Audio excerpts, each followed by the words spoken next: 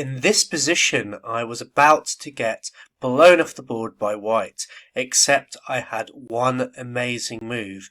Pause the video now if you want to try and solve it, but let's go through this video and you can see this amazing game in action. Okay everyone, welcome back to another edition of videos. Today I want to show off one of my recent Daily Chess Championship games.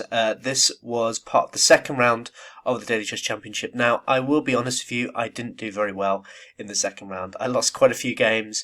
The competition and the level of play at the second round is so much stronger than the first round. Like, there are players who are just positionally grinding me to death, and it's just not very fun. So I've still got 3 games left. I might win one of them, but I think we'll lose the other 2. I had a couple of timeouts as well, which didn't help at all with the standings. But in any case, I did manage to win a few games, which is good. And I won this particular game, which was a very, very nice miniature game. So let's take a look. So the game started with e4, e5, knight f3, knight c6, and bishop b4. Just so you know, I'm on the black side. I forgot to mention that. And in this position, as you know, on my channel, I have got a series on it. I played here the move f5, so the Schliemann Defense, or the Schliemann Gambit, or the Janusz Gambit, whatever you want to call it. If you're interested, do check out the video series on the Gambit line. This line, I would say, is sound, if a little bit double-edged. Now, here in this game, my opponent played the main line, knight to c3. This is the main line, and don't laugh now, it is called the Dyckhoff variation, German origin, in case you're wondering. The big advantage of playing this move is that white gets really far ahead in development. You can see he's got 3 pieces developed against black's 1 piece. And, well, black is also still saddled with this weakness along the king's flank. So this is why this is seen as the main line to this particular tricky variation. White just says, no nonsense, I'm just going to get on my way development and then see what you're going to do. So here I took here on e4. Now this may confuse a few people, but this is all thematic in this line. Black will normally take here to open up the f-file, potentially in the future for a rook to come here. Now, in this position, my opponent now captured back with the knight, and the Grandmaster main line is to play knight to f6. And when this leads to a position that is, I would say, slightly worse for black, but playable for a drawn position with the black pieces.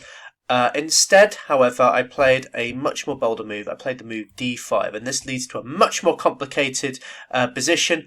But analysis has shown that white can still maintain a nice edge in this line. I would say if you're a club player and you want some crazy chess, definitely play this line. Don't play knight to f6. But for the grandmasters out there who are definitely not watching this video, please ignore all the analysis you're about to see. So here we go. Right, well, I will just quickly show you, just back with knight to f6, why it's the grandmaster main line. The problem with that, though, what I don't like about this particular line is here now the queen can come to e2. Just so you're aware, if they just take this immediately, this is actually okay for black, as he's not going to be saddled with some pawn weaknesses. So instead, queen to e2 is normally played.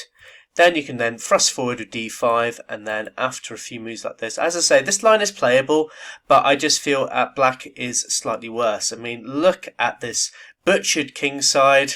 Doesn't look particularly appetizing. You know, moves like d4, e5, and knight h4. I think, to be honest with you, this is already looking really good for the white side. Okay, let's go back. So, in the actual game, d5 was played, much more complicated. And here the main line continues. You might be surprised with this. Knight takes on e5, sacrificing a knight. D takes an e4, but the point is now white regains back the material, and he's got some serious threats. He's already threatening some sort of discover check with this bishop and knight combo. Bear in mind, black has got nothing developed here. He's got this 1 pawn on e4, and that's it, and a very weak king. There could be some queen checks, all kinds of shit. So you've got to play precisely here. The precise move is queen to g5. There is also queen to d5 as well, but that actually leads to an edge for white. But queen to g5 is the move that you've got to play, and things are getting pretty wild in this position. Queen to e2. Now attacking this pawn and also maintaining this bishop, so keeping hold of this bishop. Bear in mind, I can never take here because there's some problems with the rook being lost over here. Anyway, knight to f6, defending the pawn. Now here we go. Knight takes on a7. Now, interestingly, I played this line a few years ago against a friend of mine in correspondence, and I got firmly thrashed.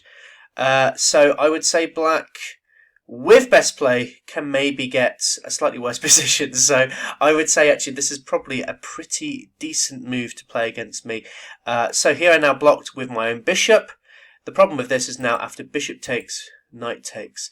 Now in this position is some very interesting play. You want to play f4, that's the main line. It may sound crazy, but this at least helps defend this g2 pawn. In the game, my opponent played a move that you would not expect to be a mistake.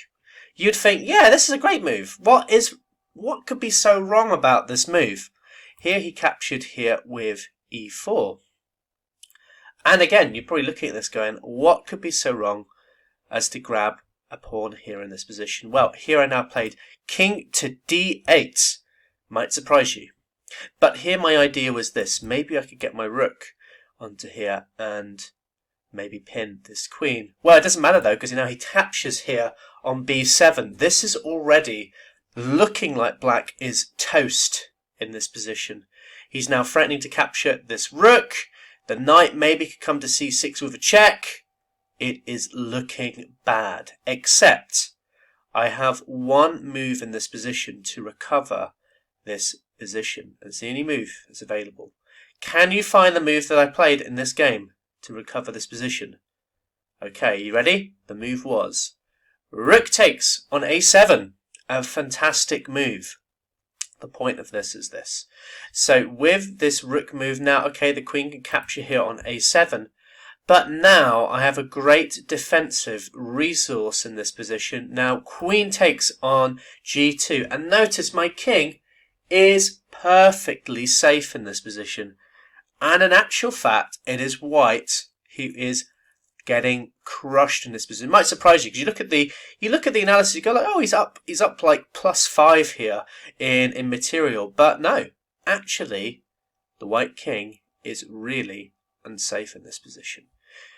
So here he played rook to f1. Seems like the most logical move. Save the rook. You don't want it to get checked. But now here is the killing blow. Bishop to c5. A great move. Notice that this white queen can't do anything. His actual best move here is actually to take here. Shocking, right? Why is this so bad for white? Well, the point is, after he then moved his queen to a4, I now win in 2 moves. Or 3 moves, actually, technically. Rook to e8 check.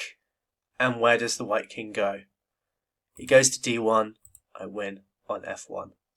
A beautiful miniature in this game. A really nice, stunning game. As I say, didn't have a particularly successful tournament, particularly in the second round, but I had this nice game to make things a bit better for me. I hope you enjoyed this game. If you like what you see, make sure you subscribe to the channel, like what you see, and as always, thank you for watching. Take care. Bye.